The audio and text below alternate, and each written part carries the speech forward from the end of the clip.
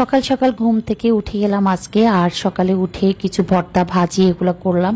আর হচ্ছে আজকে আমরা বাসায় সবাই ভাত খাবো, পান্তা ভাত, ভর্তা বা বিভিন্ন রকমের ভর্তা রেডি করেছি। আর হচ্ছে ইলিশ মাছের কি বলে, পচা ইলিশ, যেটা হচ্ছে নোয়াখালী ডিস্ট্রিক্টের মানুষ বেশি চিনবে। ওই পচা ইলিশের ঝুড়া বা পচা ইলিশ রান্না করেছিলাম ওটাকে রাত্রে।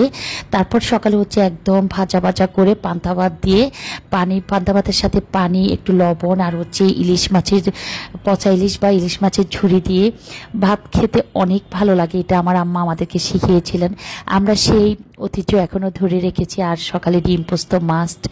তো এদিকে হচ্ছে লিখন ওরা, আমি একটা পার্সেল এনেছিলাম অনলাইন থেকে। তো ওই অনলাইনে হচ্ছে কি, এটা হচ্ছে বিউটি বক্স বলে, তো ওরা এটা রেডি করছে। আর এদিকে হচ্ছে আমি ভাতে পানি নিয়েছি, এটা দেখে আমার বাচ্চারা আমাকে নিয়ে হাসতেছে, আম্মু তোমার মতো করে ভাত খেতে কিন্তু আমাদেরও ভালো লাগে, আমরাও এভাবে খাই, তুমি এটা কোথা থেকে শিখছো? তো বললাম যে তোমার নানুমণি আমাদেরকে শিখিয়েছেন। অনেকেও হয়তো এই মুহূর্তে আমাকে খুব খারাপভাবে মিন করছেন, আল্লাহ উনি কিভাবে পান্তা ভাত খাচ্ছে, কিন্তু পান্তা ভাতে কিন্তু শরীরের জন্য অনেক ভালো। যদি ওয়েটের জন্য হয় সেটা ঠিক আছে, না খাবেন না, কারণ পান্তা ভাতে ওয়েট বাড়ায়। তো এদিকে হচ্ছে ওই যে আমি বললাম অনলাইন থেকে একটা পার্সেল আসছিল, সেই পার্সেলটা হচ্ছে বিউটি বক্স। তো আমি আমার একটা রুমের স্পেস আছে, যে স্পেসটাতে আমার নিত্য প্রয়োজনীয় টুকিটাকিগুলো রাখবো, সেই জন্য আমি এটা অনলাইন থেকে অর্ডার করেছিলাম। তো অনলাইনে ওনারা হচ্ছে কি ভিডিওটা শো করে, ভিডিওটা দেখে আমাকে এভাবে আমি অনলাইন থেকে অর্ডার করি। বাট বাসায় আনার পর এটা একদম খোলা ছিল, এটাকে আবার নতুন করে লাগাতে হচ্ছে সব কিছু। তো আমি, ওরা পারতেছিল না বিধায় ইউটিউবে ওদেরকে ভিডিওটা দেখাচ্ছিলাম যে এখান থেকে দেখে দেখে তোমরা চেষ্টা করো কিভাবে কি লাগিয়েছে বা কোথায় কি করেছে। আজকে পুরো বাসার অনেক অনেক কাজ, আমি অনেক অনেক কাজ শেয়ার করতে হবে, কারণ এতটা গরম পড়তেছিল। আপনাদের ভাই হচ্ছে কি আবার বাসার জন্য একটা কি বলবো আপনাদেরকে, আমি সামনে শেয়ার করি, এসি নিয়ে আসে। তো এসিটা হচ্ছে কি আমাদের সামনের রুমে, একদম গেস্ট রুম যেটা, ওটাতে কোনো এসি ছিল না বা প্রচণ্ড গরম। আর ওই রুমটা হচ্ছে কি বাতাসটা একটু কম আসা যাওয়া করে, আর এতটা তাপ থাকে ওই রুমটায়, যেহেতু একটা কর্নারে চাপানো এই রুমটা, আমার রুম আর হচ্ছে আমার সেকেন্ড বেডরুমে যেভাবে বাতাস আসে ওই রুমটা একদম কম বললে চলে। এদিকে ময়ফুলও রান্নাঘরের টুকিটাকি কাজ করছে, আর হচ্ছে এসির লোকজন এসে এসিটা লাগাচ্ছে। এত প্যারা, পুরো বাসা ময়লা করে, সে কখন থেকে ধৈর্য ধরে চুপচাপ বসেছিলাম, তারপর আর পারতেছিলাম না, দেখি ওনাদের এসি লাগানোটা ভিডিও ধারণ করতেছিলাম আর বলতেছিলাম যে অনেক টাইম লাগে, যে টাইমটাই মনে হয় না যে মানে বসে থেকে তাদের এসব দেখার ধৈর্য।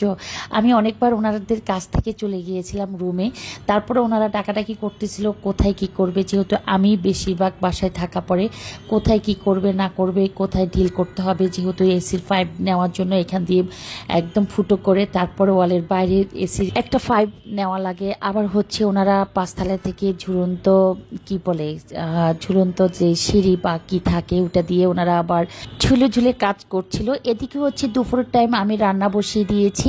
রান্নাটা হয়েছিল কি, আজকে রান্না নিয়ে একটা বদনাম সুনাম দুইটাই করছি। আমি যখন রান্না করি আমার রান্নাঘরে, তখন যে কোনো রান্না করার সময় আমি অনেক বেশি নাড়াটাড়ি করি, সেটা হচ্ছে তরকারি হোক মাংস হোক, মানে যতক্ষণ রান্নাটা হবে ততক্ষণ পর্যন্ত আমি রান্নাঘরে মানে অলমোস্ট দাঁড়িয়ে থাকি। একদম রান্না কমপ্লিট করে আমি রান্নাঘর থেকে আসি, এটা হচ্ছে আমার একদম পুরনো অভ্যাস।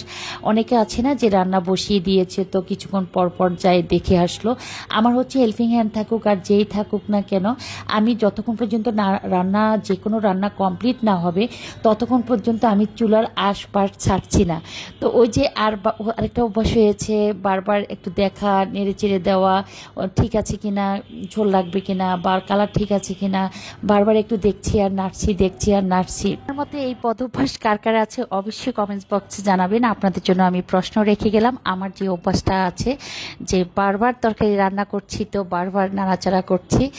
তো এই তো কথায় কথায় আজকে হচ্ছে মোরগের মাংস দিয়ে আলু দিয়ে রান্না করছি, আর হচ্ছে ডাল রান্না করেছি, যেহেতু দুপুরে যে এসির লোকগুলো ছিল তারা কাজ করতে করতে অনেক টাইম হয়ে গিয়েছিল, তাদের জন্য কিছু রান্না করা, যে ওনাদেরকে খাবার দিব। তো এই তো আজকে ছোটোখাটো একটা ব্লগ সবার জন্য শেয়ার করলাম। ব্লগটা কেমন হলো অবশ্যই জানাবেন। সবার জন্য অনেক অনেক দোয়া আর ভালোবাসা রইল আমার তরফ থেকে।